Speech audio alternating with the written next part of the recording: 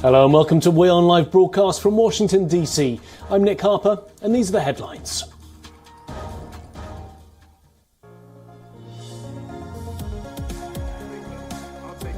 The UK axes a cap on bankers' bonuses aimed at boosting London's finance sector after Brexit, raising anger amid a cost of living crisis.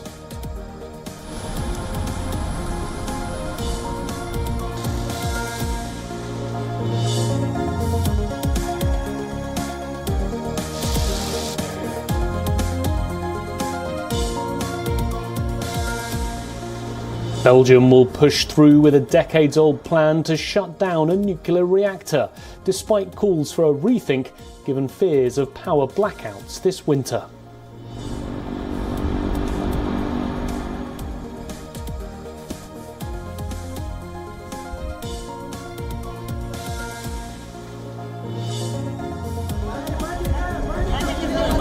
A blast outside a mosque attended by Taliban members in the Afghan capital of Kabul kills at least 4 people minutes after Friday prayers ended.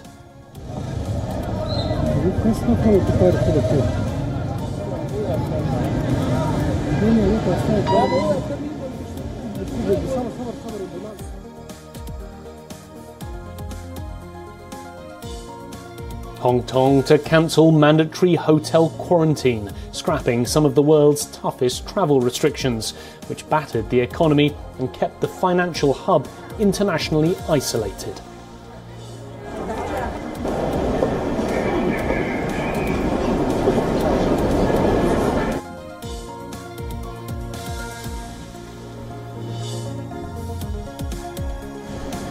Stock markets tumble, the pound crashes against the dollar, and oil prices slump on growing recession fears after central banks ramped up interest rates to fight decades-high inflation.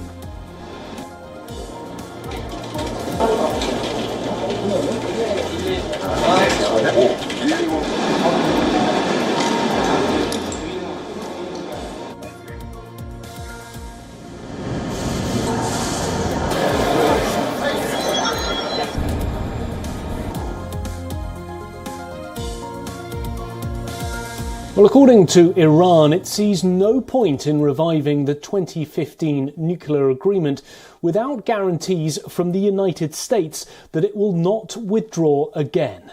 Iran is also stressing it wants an end to the UN probes that surround Tehran's atomic ambitions. According to the United States officials, Iran's stance on this matter is unreasonable. After a meeting with Iran's President Ibrahim Raisi, French President Emmanuel Macron said, and I quote, "The ball on reaching a nuclear deal with Iran is now in Tehran's camp." However, Raisi blamed the deal's European parties and the United States for failure to revive it. The Islamic Republic also wants the International Atomic Energy Agency to drop its years-long probes into unexplained traces of uranium found at 3 undeclared sites in Iran. Resolution of the so-called Safeguards investigation is critical to the IAEA.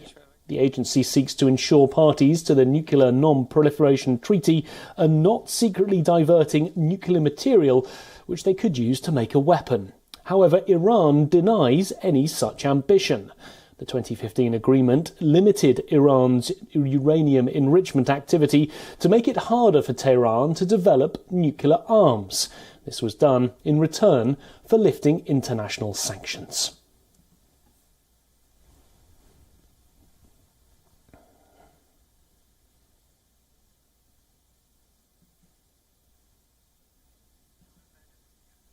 Well, Susan Tarani, our US correspondent, joining us live from New York City for more on this.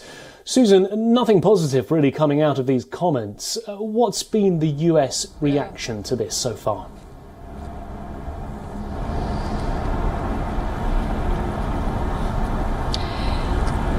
Yeah, it's interesting that U.S. President Joe Biden even talked about Iran during his UN address. You know, this Iran nuclear deal has been a cornerstone of this administration, despite really facing criticism from both sides of the aisle. He said that diplomacy still remains the best path forward in trying to prevent Iran from acquiring a nuclear weapon.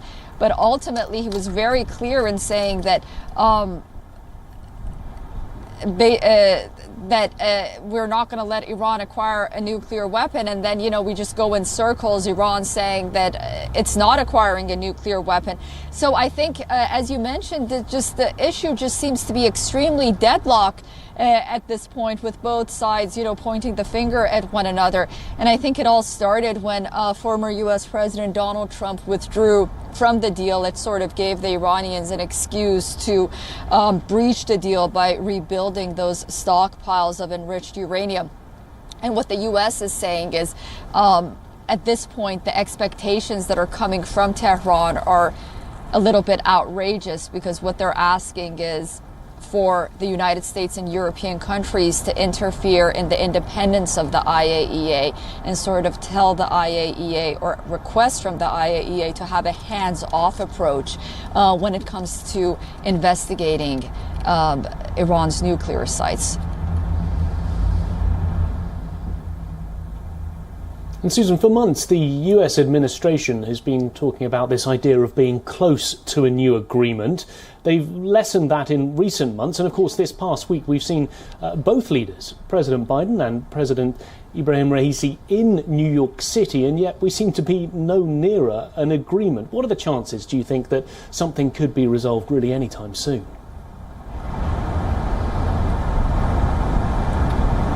You know, it's very interesting that you're absolutely right.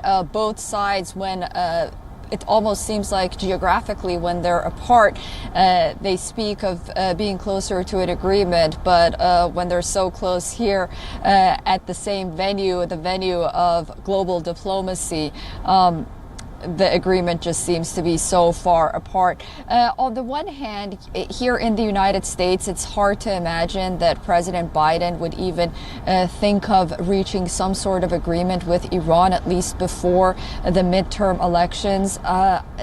Many within his own party are skeptical of striking a deal with Iran, and the optics of that for the American people might not be very favorable. Despite the fact that, you know, this administration has been saying that diplomacy is the best path forward in preventing Iran from acquiring a nuclear weapon, and Iran denies acquiring a nuclear weapon on the one hand. On the other hand, we see that Iran has to stay firm for its domestic audience as well, saying that, you know, we have requirements from the United States in terms of lifting sanctions. So I think both sides right now are appealing to their domestic audience, and that's one of the reasons why this deal isn't being reached. And another problem is that Iran refuses to engage with the United States directly. Thank you, Susan. That was Susan Tarani joining us live from New York City.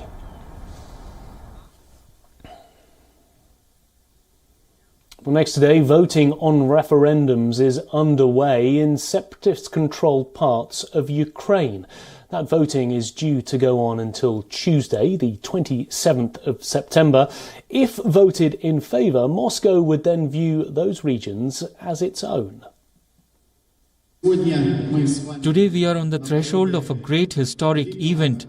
Today we all, including me, are opening a new page in our history. Today is the first day of referendum, and today we vote to join the Russian Federation. Dear compatriots, we waited for this moment for more than 8 years.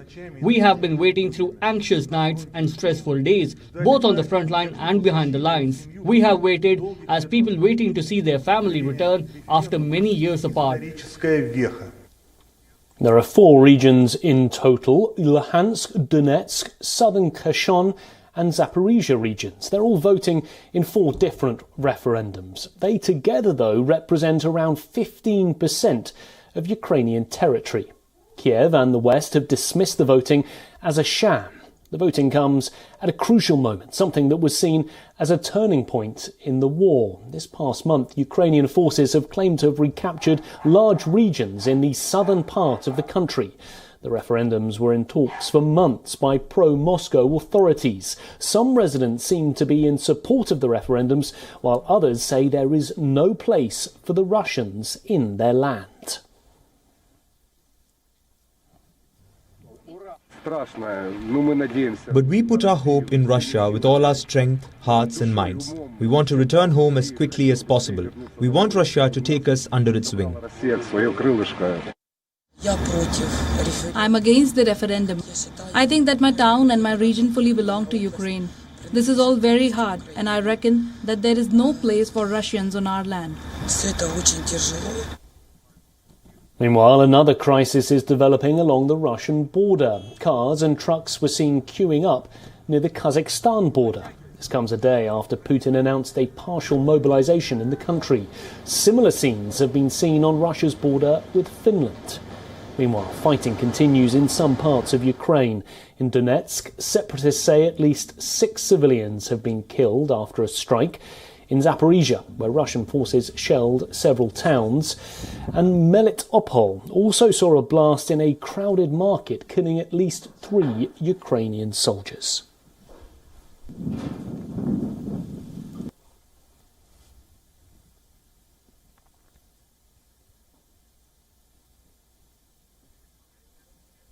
And to understand more about the situation, we spoke to 2 international experts, Boris Volkonsky, an international affairs analyst from Moscow, and also Dmytro Zolotukhin from Kiev, who's a former Deputy Minister of Information Policy to Ukraine. If anything is illegal in this context, it's the current Nazi regime in Kiev, which came to power as a result of an illegal coup d'etat back in 2014, and which continues the policies of genocide against the population of what is still the eastern Ukraine. So the will of the people cannot be illegal. You cannot neglect the will of the people. And as for all sociological data, in Donetsk and Lugansk republics, more than 90% are in favor of reunification with Russia. In Kherson and Zaporozhye, maybe a little bit lower, but it's still more than 80%. So the will of the people cannot be illegal, I don't know. And when Zelensky says that, this referendum is a farce, we should remember that he's a clown himself. So the very regime there is a farce. When Russian President Vladimir Putin met with Indian Prime Minister Narendra Modi, and he said that they're willing to stop the fight, they're willing to stop the war as soon as it's possible, he lied. He lied because he has announced the new mobilization, and he announced that those territories that occupied by Russian army in Ukraine will be annexed. That is the proof of that Russian president has lied. And now what we see now is not a referendum, is not an election, is not a democratical expression of the will of people. This is a theatrical play that is being called a referendum. There will not be any referendum at all. Russian authorities and Russian army will just declare that they have run the referendum, that they have provided all the means that to draw the decision of the referendum, and declare, as your previous guest said, that those people kind of want to reunite with other people in Russia. This is just not true. This is just lies. There will be no referendum at all. There will be just a theatrical play as a referendum. Secondly, it's needed to be said that referendum as the form of the expression of the will of the people on certain territory, and I underline this is a free will of the people, is cannot to be provided with the gun pointed at your head and the gun pointed at your children, as we have seen in many cities in Ukraine that are liberated from Russian army. In Bucha, Mariupol, Kharkiv, Izum, other cities, there are so many atrocities that prove that people are being tortured, people are being killed, people are being raped. So if you are torture people and you kill people, you cannot say that they express their free will at some referendum, at some theatrical play that is being provided there. So there will not be a referendum. There will just be a declaration of Russian Federation that they have provided it, and just present the numbers that they will draw on certain document, a certain fake document.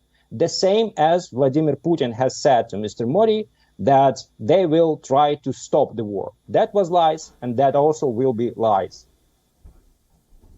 The US aircraft carrier, the USS Ronald Reagan, has been deployed to the South Korean port city of Busan.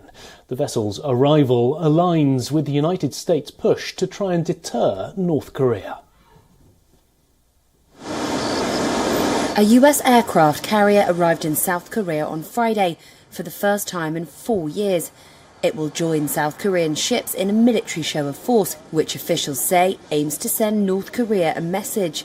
USS Ronald Reagan and ships from its accompanying strike force docked at a naval base in the southern port city of Busan. US Strike Group Commander Rear Admiral Michael Donnelly said the US is standing firmly by South Korea. So we leave the messaging to the diplomats. Our interactions with ROK Navy are tactically purposeful in developing interoperability to ensure credible combat power. And opportunity for us to practice our tactics and operations and to demonstrate that we stand together. Its arrival is the biggest development yet, under a new push to have more US nuclear-capable strategic assets up and running in the area to deter the North. South Korean President Yoon Suk-yeol wants more joint military exercises as a warning to Kim Jong-un after North Korea conducted a record number of missile tests this year. Analysts believe Pyongyang appears to be getting ready to resume nuclear testing for the first time since 2017. After previous talks failed to persuade North Korea to end its nuclear program. In the past, North Korea has denounced previous joint drills as rehearsals for war and proof of hostility from Washington and Seoul. The president of South Korea, Yoon Suk-yeol, has been caught on camera appearing to insult US lawmakers. It all happened just minutes after a meeting with the US President Joe Biden.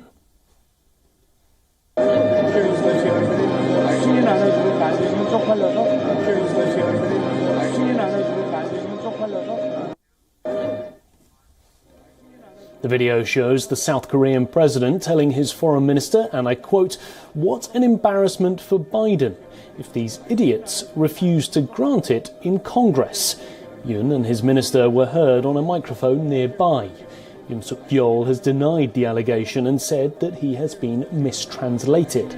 The president's office says he had no reason to talk about the US in this manner, further adding that the leader did not actually say the word Biden, but a similar-sounding Korean word.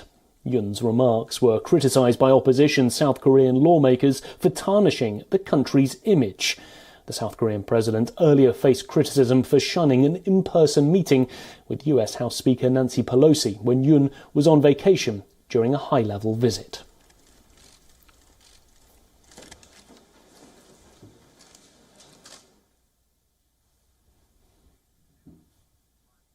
Well, to try and counter the growing rise of China in the Indo-Pacific region, Washington and New Delhi have decided to join hands. The two nations are going to co-develop drones. A top Pentagon official says the aim is to produce drones launched from airplanes, and then India will export them to mutual partners. South and Southeast Asia are being seen as the target markets. Both allies have their own reasons. India wants to diversify its arsenal with more modern weaponry, and the United States wants to secure the Indo-Pacific region. Relations between Delhi and Washington have had their share of ups and downs in recent years, but in recent times issues with China have somewhat brought the two closer together. India and the US saw one of their high points when Donald Trump was in the Oval Office. The latest agreement will not conclude only with drones. The Pentagon and New Delhi are considering co-producing more defence projects. However, the details are still in the works.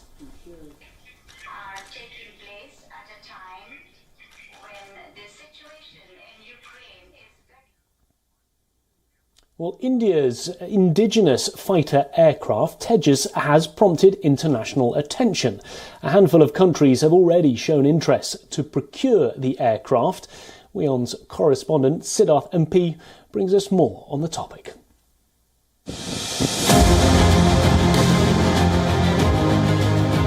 It's the lightest fighter aircraft in the world. Fully loaded, it weighs all of 13.5 tons or 13,500 kilograms. It can travel at Mach 1.6, which is 1.6 times the speed of sound, or nearly 2,000 kilometers per hour. It's an all-weather single-engine multi-role light combat aircraft.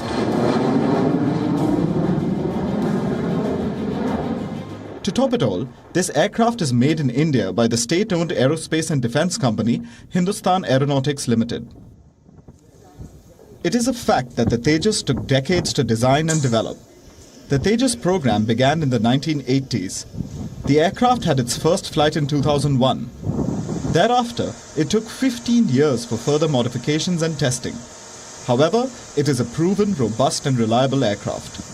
Ample testimony to this fact is that the aircraft hasn't had a single accident in more than 5,000 development flights and in thousands of hours of operational flying. It is the lightest combat aircraft in the world. One of the highlights of this aircraft is the control laws, which is known as colloquially as the fly-by-wire of any aircraft. So what is the fly-by-wire? What it basically does, if I want to explain it to the layman, is that between an input that the pilot gives and an output that is reflected at the control surfaces, there's a computer. That computer is nothing but has captured the entire mathematical model of the aircraft, and based on what the pilot demands, the aircraft is able to give it. According to the Indian government, many countries including the US, Australia, Indonesia, the Philippines, Malaysia, Egypt and Argentina have shown interest in Tejas. While it is a made-in-India aircraft, the Tejas also features a significant number of components from US, British and Israeli manufacturers. Tejas can also fire armaments from India, Russia and Israel. So, if and when the Tejas is purchased by another country, all the foreign component manufacturers will also benefit in the process. India currently operates 2 squadrons, that is 32 aircraft. However, air power and capabilities are meant to be constantly upgraded. India is also working on Tejas Mark 1A and Tejas Mark 2. Actually, the aircraft is great, but in spite of that, there is always scope for improvement. So, in fact, if we ever find certain aspects on which we can make it better, in which improvements can be made, we definitely convey to the designers, and the designers till date have been extremely motivated, and they've ensured that our requirements have not only been met but at many times been surpassed to make this aircraft even better than what it was originally. And in the same line, we expect that the Mark 1 Alphas and the Mark 2s will definitely make good the requirements and in many aspects surpass the desired capabilities. The international interest in the Tejas is an acknowledgement of India's efforts at building an indigenous fighter. Operating out of Air Force Station Sulur since 2018, the Tejas aircraft play a crucial role in peninsular India. Tejas is a highly capable aircraft, and as far as the Tejas squadrons, the 2 squadrons, the Flying Daggers and the Flying Bullets that operate of Sulur are concerned, they can be called fairly as the defenders of Peninsular India, because when they operate from here, their area of responsibility is pretty much from the Andaman and Nicobar Islands on the eastern side and also Lakshadweep Islands on the western side. So the Tejas aircraft that operate out of Air Force Station Sulur in Tamil Nadu are actually the defenders of India's peninsula.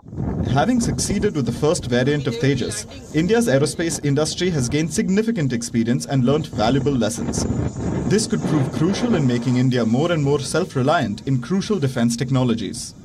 With video journalist Surendra from Air Force Station Sulur, Siddharth MP, WION World is One. Nationwide protests are continuing across Iran for a 7th day. 22-year-old Amini's killing in police custody has sparked protests the likes of which are not normally seen in Tehran. Women have seen tearing their hijabs and also burning them. The army, though, has called the demonstrations an evil strategy by enemies to try and undermine the Iranian regime.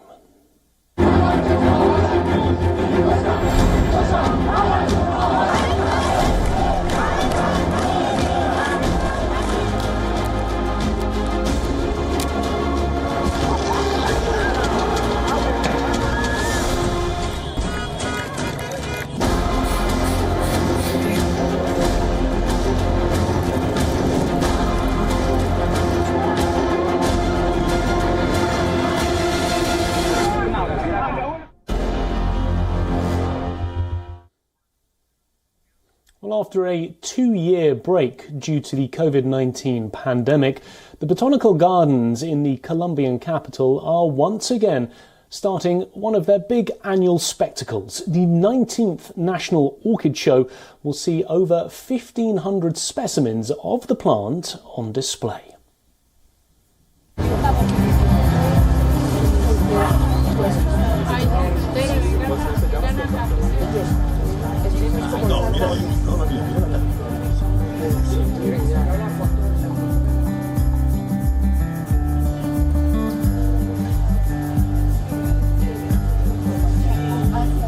This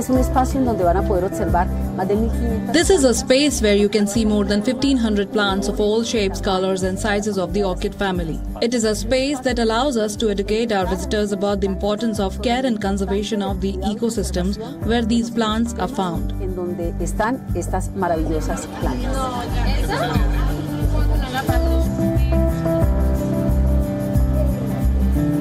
Supervivencia mucho más efectiva, ¿cierto? Bueno, también tenemos las orquídeas minúsculas.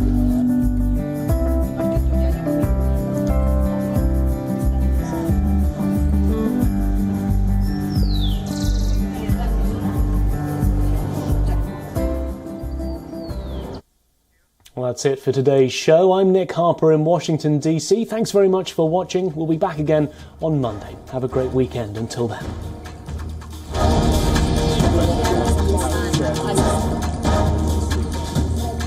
There are many other